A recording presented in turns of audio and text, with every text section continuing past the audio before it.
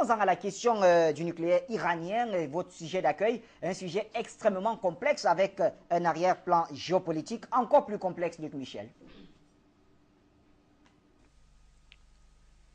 Bachir, la question du nucléaire iranien, elle en pose une qui est beaucoup plus importante encore, c'est la question des rapports entre Israël et les États-Unis. Est-ce que ce sont les États-Unis qui se servent d'Israël comme un porte-avions US au Proche-Orient, ou est-ce au contraire Israël qui a réussi à parasiter la politique internationale américaine au Proche-Orient? Ça, c'est la question. Je vais vous y répondre évidemment. Il y a effectivement des divergences très importantes actuellement, non pas entre les États-Unis et Israël, mais entre Israël, où la position politique vis-à-vis de l'Iran est constante et partagée par quasiment toutes les forces politiques israéliennes, à l'exception de l'extrême gauche, et l'administration Obama et une petite fraction de l'appareil du Parti démocrate aux États-Unis. En Israël, le problème ne se pose pas parce que il y a ce que j'ai appelé déjà il y a plusieurs années la likoudisation de la politique israélienne, c'est-à-dire que la politique israélienne est gouvernée par une majorité politique qui comprend l'extrême droite religieuse, qui comprend la droite radicale sioniste, celle du Likoud, qui est l'héritier donc de ce qu'on appelle le sionisme dit révisionniste d'extrême droite de Jabotinsky dans les années 30, c'est-à-dire la version sioniste du fascisme. Jabotinsky était un grand admirateur de Mussolini qui l'a financé et avait également des accords d'ailleurs contre les organisations juives européennes avec le Troisième Reich. Ça a duré très longtemps, jusqu'au milieu de la guerre mondiale, jusqu'en 1944. Aux États-Unis, le problème n'est pas le même, mais un facteur divergent est arrivé, c'est-à-dire l'existence d'un puissant lobby que certains appellent juif et d'autres pro-israéliens. Je vais m'en expliquer. Alors, Luc Michel, pourquoi ces divergences au cœur même de la politique internationale américaine concernant l'Iran? Aux USA, il y a toujours eu dans la politique internationale, la diplomatie, le monde politique américain, deux pôles bien différents. Un pôle, tout d'abord, pro-chiite, que symbolise un homme qui n'est quasiment pas connu du grand public, c'est Zamet Khalilzad, c'est un Afghan naturalisé américain, c'est l'homme qui a défini la politique américaine, non seulement en Afghanistan, mais en Irak et en Syrie et au Liban, depuis maintenant près de 20 ans. Khalilzad était notamment le super ambassadeur américain en Irak après la chute de Saddam Hussein, et il est l'auteur, l'inventeur de la fameuse théorie qu'on appelle du croissant chiite, c'est-à-dire de diviser le monde arabe sunnite en y implantant un grand axe reprenant l'Iran, la Syrie qui est jugée à tort selon moi comme un État chiite, et les fractions chiites du Liban. L'autre pôle de la politique américaine, évidemment, c'est celui des fameux néoconservateurs notamment, c'est celui de la majorité du Parti républicain, mais aussi d'une grande partie du Parti démocrate et du lobby pro-israélien qu'on appelle l'AIPAC aux États-Unis. C'est un axe anti-iranien où il s'agit d'empêcher l'Iran d'émerger comme une grande puissance régionale. Je n'ai pas le temps ici, Bachir, d'expliquer ce qu'est la géopolitique de l'Iran. Pour les lecteurs que ça intéresse, je viens de produire sur le site d'EOD, donc www.eod.org, dans la rubrique EOD Think Tank, nous venons de publier plusieurs études précisément sur la géopolitique de l'Iran. Disons, pour résumer, que de l'effondrement de l'Irak de Saddam Hussein et de l'opération en partie ratée du printemps arabe est en train d'émerger une grande puissance régionale iranienne qui tente de s'imposer durablement. C'est au milieu de tout ça que prend place la question du nucléaire iranien. Ajoutons une dernière chose, c'est que les partisans d'un axe chiite au sein du monde arabe sont aussi les partisans de ce qu'on appelle, c'est un terme qui est issu de la guerre froide, on parlait d'un condominium américano-soviétique issu depuis Yalta sur le contrôle de l'Europe après 1945, eh bien, on parle d'un condominium américano-iranien sur des pays comme l'Irak ou l'Afghanistan, puisque à la fois Téhéran et Washington, pour des raisons évidemment totalement différentes, soutiennent les gouvernements en place. Les partisans d'une solution pas nécessairement pacifique, mais apaisante et d'équilibre au sein de l'administration Obama, ce sont évidemment, il faut quand même s'en rendre compte, ce sont ceux qui veulent un accord au moins provisoire sur le nucléaire civil iranien, de façon à ralentir l'Iran dans le développement de sa technologie nucléaire et l'empêcher, à court terme en tout cas, de pouvoir accéder. L'Iran dit qu'il n'en veut pas, mais d'accéder au nucléaire militaire. Il faut savoir que les technologies sont sœurs ou parallèles et que le nucléaire civil, notamment par l'enrichissement de l'uranium, donne directement accès à la technologie du nucléaire militaire, en sachant que déjà l'Iran, c'est un des arguments évidemment de ceux qui veulent un accord sur le nucléaire civil, est déjà une grande puissance technologique dans la technologie des missiles balistiques intercontinentaux.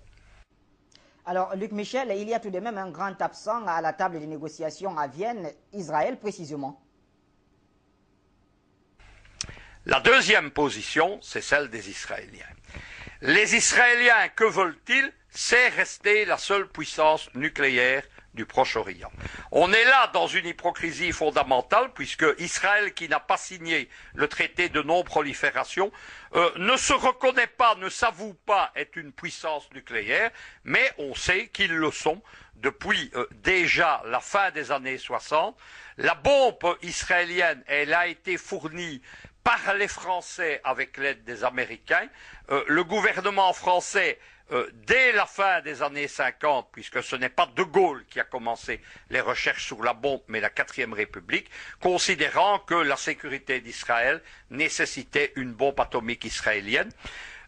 Israël est depuis devenu une grande puissance nucléaire régionale qui n'est pas tournée comme la puissance américaine, chinoise ou russe vers des frappes intercontinentales, mais vers des frappes régionales. On estime qu'il y a entre 200 et 400 têtes nucléaires israéliennes. Ils sont en partie sur des mirages du même type de ceux qui transportaient il y a encore quelques années la bombe française, donc les avions chargés de pratiquer une frappe si la France était attaquée. Et également, c'est ce qui est encore plus dangereux, ils sont installés sur des sous-marins de poche de la classe Dolphin. Ce sont des U-boats allemands qui ont été fournis par le gouvernement de Mme Merkel, quasi clandestinement, jusqu'à ce qu'il y a quelques années, le magazine Der Spiegel, qui déteste Mme Merkel, révèle le tout photo à l'appui. Les têtes nucléaires sont placés sur ces sous-marins Dolphin, ils sont placés sur des missiles de croisière de type Kreuz américain modifiés. Cela veut dire qu'il y a plusieurs têtes nucléaires sur chaque missile de croisière. Vous savez qu'un missile de croisière vole au ras du sol ou des eaux, il n'est pas détectable par les radars, et ces sous-marins de poche se déplacent en permanence dans la Méditerranée. On pense, les amis d'Israël, dans la Méditerranée orientale, côte du Liban d'Israël, mais rien ne les empêche de naviguer au large des côtes italiennes, françaises, libyennes, algériennes, etc. La puissance nucléaire israélienne, c'est donc une puissance de terreur, c'est la terreur nucléaire, et ça marche évidemment si Israël est le seul à détenir, en tout cas dans les États de la ligne de fond du Proche-Orient, la bombe nucléaire. Une Syrie ou un Irak ou un Iran aujourd'hui détenant l'arme nucléaire, la capacité, si Israël frappe, d'annihiler Israël, qui est un tout petit pays sans profondeur stratégique, ça rendrait la stratégie de la terreur nucléaire israélienne complètement obsolète. C'est ça donc qu'il faut comprendre. La politique israélienne, ça donc toujours d'empêcher l'accession d'un pays arabe ou musulman à la technologie nucléaire. Alors, Luc Michel, terminons par la politique américaine en elle-même. Est-ce que Israël peut influencer de manière radicale cette politique-là? Et nous en arrivons, Bachir, à ce qui va être ma conclusion. Je vais vous répondre à la question. Qui dirige vraiment la politique internationale américaine au Proche-Orient? C'est l'actualité, le grand show de Benjamin Netanyahou, le Premier ministre israélien, qui s'est invité sans l'aval de l'administration Obama aux États-Unis, qui a pris la parole à deux endroits stratégiques. Le premier, c'est au congrès précisément du lobby israélien, le fameux AIPAC, l'American Israeli Public Affairs Committee, et ensuite qui a pris la parole au congrès des États-Unis. Qu'est-ce qu'est venu faire Netanyahou? Il est venu rappeler qui dominait, qui était le patron de la politique américaine, pas Obama, mais précisément l'AIPAC. L'AIPAC, qu'est-ce que c'est? Vous savez que la politique américaine s'est peu intéressée à la politique israélienne jusque la guerre des 6 jours. À la guerre des 6 jours, Israël devient la grande puissance régionale, ça devient une puissance géostratégique, militaire et géopolitique, et les Américains s'en rapprochent, mais les Israéliens, forts de l'immense, la très grande minorité juive aux États-Unis, je vais vous donner un exemple, il y a plus de juifs dans la seule ville de New York que dans tout l'État d'Israël. Voilà. Merci Luc Michel, merci. Je rappelle qu'on vous retrouve également sur le PCN dans cette chronique-là où vous en parlez un peu plus largement. Nous également, dans le cadre de notre grand jeu géopolitique, on va en parler de cette position d'Israël. Merci Luc Michel. Alors, vous nous donnez l'occasion de revenir de ce côté, mais on va surtout aller au studio 2, voilà. Puisqu'on a accusé un retard pour débuter cette émission, en quelques mots peut-être ou en quelques phrases sur cette question du nucléaire iranien, et on constate comme une sorte de divergence de vue entre Israël et Washington. Donc c'est ça la question.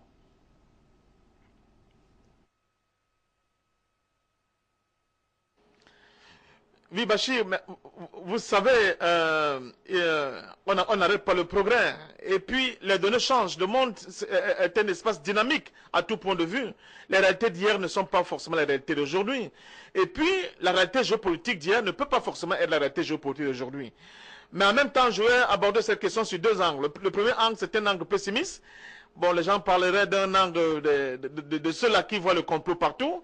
Il y a certaines personnes qui peuvent penser que ce qui se passe aujourd'hui, entre ce qui peut apparaître comme des dissidences, entre le gouvernement Obama aux États-Unis et le gouvernement Netanyahou au niveau d'Israël, ne fait que partie d'un plan établi d'avance, qui a pour objectif justement de donner l'impression qu'entre le clan Obama et le clan Netanyahou, il y a des oppositions, alors que tous les deux, quand au finish, on se rend compte qu'ils vont vers le même sens, c'est-à-dire faire pression sur l'Iran de telle manière que les ambitions de l'Iran puissent être revues à la baisse par rapport à leur propension ou bien à leur ambition d'obtenir très rapidement l'arme nucléaire. Ça, c'est un point de vue. Le second point de vue qu'on peut aussi mettre en avant, c'est que quand on regarde très bien cette région-là, et c'est là où c'est très intéressant, et là je pense, d'ailleurs je suis honoré et très heureux d'avoir écouté Luc Michel tout à l'heure. Une fois de plus, il a été vraiment super. Quand on regarde la politique au niveau de cette région du monde qu'on appelle le Proche-Orient ou bien même le Moyen-Orient, on se rend compte que pour l'Occident ne pupille dans cette région-là, et cette pupille-là, c'est Israël.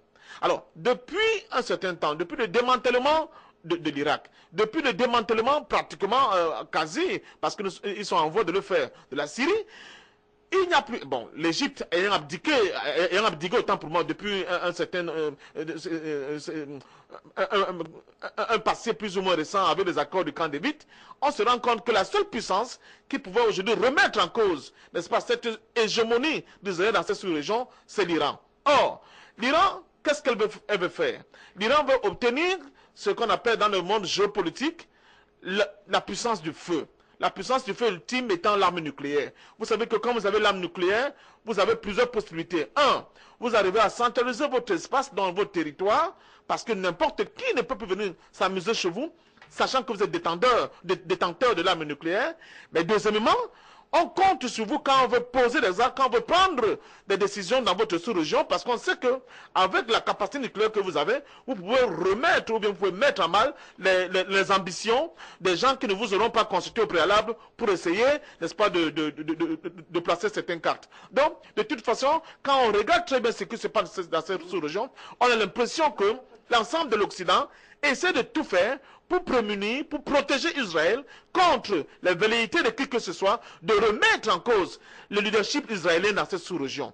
Et en cela, on est en droit de se poser la question de savoir est-ce que pour satisfaire, n'est-ce pas, aux désirateurs de tous ces faucons israéliens, parce qu'aujourd'hui encore, j'ai vu une grande marche qui s'est passée au niveau de Tel Aviv, où certains Israéliens, justement, ne sont pas du tout d'accord avec la ligne dure, n'est-ce pas, aujourd'hui menée par les faucons israéliens avec à la tête M.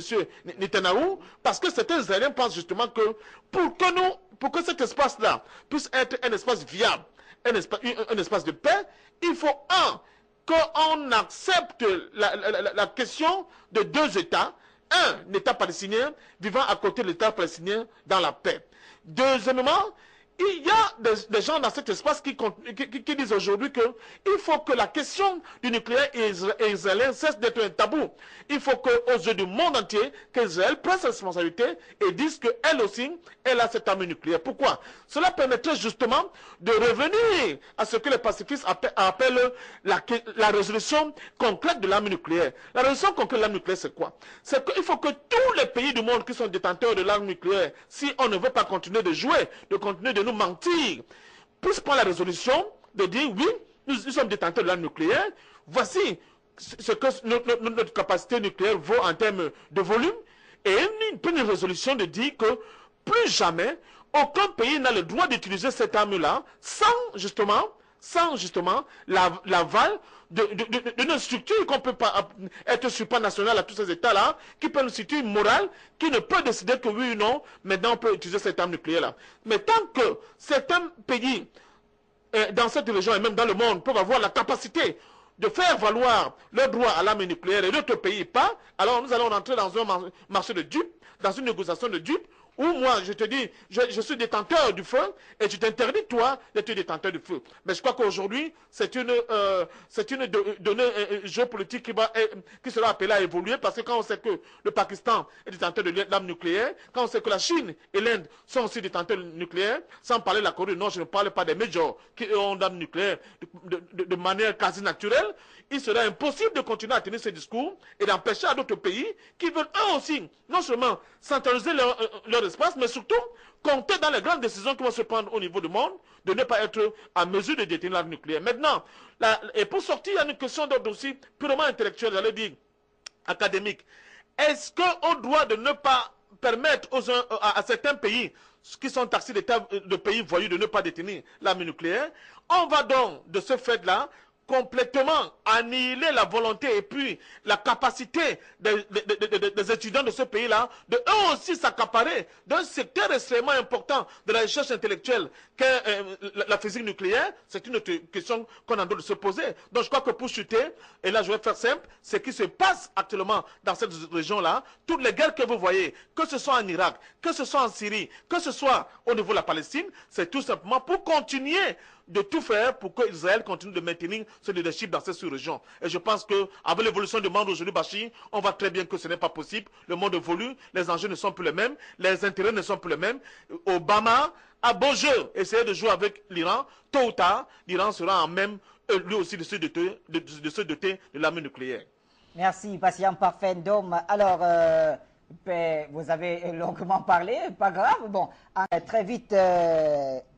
encore une fois, non loin de la Belgique. Oui, pour prendre Jan van Zeebroek, qui est notre correspondant de ce côté-là, fin connaisseur du monde iranien notamment. Yann, bonjour. Alors, nous parlions tout à l'heure avec Luc Michel et Patience Parfendom de divergence de vues entre Israël et Washington concernant cette question du nucléaire iranien. Quelle est la situation, selon vous, aujourd'hui en Iran et au Levant? Bonjour Bachir, bonjour aux téléspectateurs d'Afrique Média. Ce 23 février, la chaîne 2 israélienne nous apprenait que l'Arabie saoudite avait encore autorisé l'armée sioniste à bombarder l'Iran, en ouvrant son espace aérien. Vœu que les Séouds avaient déjà formulé en 2010. Revenons donc 4 ans en arrière si vous le voulez bien, car en ce mois de mars, nous serons dans la 4e année d'une guerre quasi mondiale contre la Syrie. Ses alliés, l'Iran et le Hezbollah, seul allié de la région qui soutiennent Bachar el-Assad. Ne fût-ce que par l'engagement du Hezbollah aux côtés de l'armée syrienne. Gardez en tête leur victoire contre les takfiristes. Vous avez face à cette coalition anti-syrienne et iranienne la Turquie, l'entité sioniste, la Jordanie et bien entendu ce déversement de terroristes venant de toutes les régions, à savoir l'Arabie saoudite et Qatar, qui malgré leurs ressources financières ainsi que l'aide plus que généreuse et très active des États-Unis, n'ont pas pu briser la Syrie. Pire, l'Iran, après la création du Daesh, s'est investi militairement en Irak. Premièrement, en mettant sur pied un Hezbollah irakien, mais aussi par la fourniture d'armes modernes à l'armée irakienne, notamment des avions de combat de dernière génération, aux grandes dames de l'Arabie saoudite et de l'entité sioniste, qui, après l'éjection de Maliki, aurait pu faire penser à une mise à l'écart de l'Iran en Irak et une mainmise de l'Arabie saoudite, ce qui ne fut pas le cas, même si le gouvernement irakien a autorisé la pseudo-coalition anti-Daesh de frapper les terroristes, frappe qui ne donne aucun effet, hormis celui du largage d'armes et de nourriture provenant, comme bien entendu, des États-Unis, ce que l'armée irakienne ainsi que le Hezbollah ont à plusieurs reprises dénoncé. Petite parenthèse, on sait très bien que les frappes ne servent à rien, si ce n'est que l'excuse de mettre leurs pieds au sol, ce qui en règle générale veut dire envahir un pays, tout comme Boko Haram. L'Iran a toujours su que ces terroristes n'étaient rien d'autre que des pions à la solde des Occidentaux et de l'entité sioniste. Deuxième événement marquant d'un Iran dans l'axe de la résistance, puisqu'elle a fourni des armes de plus en plus sophistiquées à la très sunnite résistance palestinienne. Ensuite, l'annonce de l'imam Khamenei de fournir encore plus d'aide, ce qui ne pouvait convenir à cette pseudo-ligue arabe, gifle à cette même ligue arabe qui ne s'est jamais opposée à l'entité sioniste. Autre événement qui, cette fois, touche l'Arabie saoudite, la révolution au Yémen, dont les opposants au régime ne demandaient rien de moins que l'abandon du diktat américain et de l'Arabie saoudite. Révolution du Yémen, allié de Riyad, qui somme toute n'est qu'un pion supplémentaire en moins au service des Séouds. N'oublions pas non plus le Bahreïn, où les révoltes des populations à majorité chiite luttant contre une tyrannie issue de la même pensée eschatologique que l'Arabie saoudite, les véritables opprimeurs. Tous ces événements font peur à Riyad, mais l'entité sioniste ne ménage pas ses efforts non plus, car pour le régime sioniste, après 2 défaites à Gaza et une au Liban, s'est encore vu infliger la mort de 17 soldats de l'occupation par le Hezbollah, coup très dur pour l'armée d'occupation. L'Iran ayant un passé plus que millénaire, une histoire d'une richesse incomparable, était incontournable au niveau commercial, géographique, mais aussi au niveau humain. Celui pouvant exister entre Arabes, Turcs, Indiens, Chinois, Russes, Européens, cette histoire et cette nation si riche, et s'ils en sont si fiers, c'est avec raison. Ceci permet de trouver des liens qu'ils ont en commun avec les Russes, qui ont eu leur histoire propre. Suite à la révolution de l'imam Khomeini, une véritable communion s'éveilla dans les cœurs des millions musulmans, car il apporta un renouveau, comme lors du sacre de Clovis en France, faisant d'elle la fille aînée de l'Église. Cette révolution n'a jamais décliné, elle a pu s'adapter au fil des années, contrairement à l'Arabie saoudite, où les sciences sont étudiées, bien entendu, mais, et l'imam Khamenei le dit, à des fins humanistes et non au service de la finance ou autres spéculations. L'éducation pour les filles fait partie de la société iranienne. Il faut savoir que la liberté religieuse est un droit et un fait, et l'a toujours été. Pour exemple, suite aux attentats de Paris, Khamenei a écrit une lettre à la jeunesse d'Europe et des États-Unis, lettre dans laquelle il demandait d'exposer notre vision de l'islam et ce que nous en connaissions, la main tendue à nous, contrairement aux pays du Golfe qui s'assoient sur leurs pétrodollars et sur leur propre religion. Les Iraniens ne sont pas des gens qu'on flatte, ils sont directs. Les Occidentaux, dans leur politique de rapprochement avec Téhéran, vont droit dans le mur avec leurs relations diplomatiques hypocrites. Et celui qui le rappelle, c'est l'imam Khamenei. Il ne lâchera rien aux Occidentaux et il a bien raison. L'Iran, après ce que je viens de vous exposer, est tout naturellement proche des Russes. Depuis l'arrivée de Poutine, le rapprochement est tel que la Russie ait décidé de livrer les systèmes antimissiles, soit de l'Antai 2500 plus performants que les S-300, soit des S-400, ce qui empêchera toute attaque de leur installation nucléaire par l'aviation sioniste. L'axe Moscou-Téhéran, en passant par l'axe Liban-Damas-Téhéran. L'Iran, par la connaissance de l'eschatologie musulmane, ne reconnaîtra jamais Israël et ne sera jamais complaisante à l'égard des États-Unis. L'avenir de l'Iran devra encore faire face à des agressions, que cela soit des révolutions de couleur ou encore des attaques de l'entité sioniste. Tant que ces liens restent attachés à la Russie, il faut qu'elle puisse maîtriser sa destinée, et elle le pourra, je le pense, et je le souhaite pour l'Iran elle-même et les Iraniens dans leur ensemble. Je vous remercie et passez un bon dimanche. Merci. Merci à vous également, Yann Van Zeebroek. Alors, cette analyse que l'on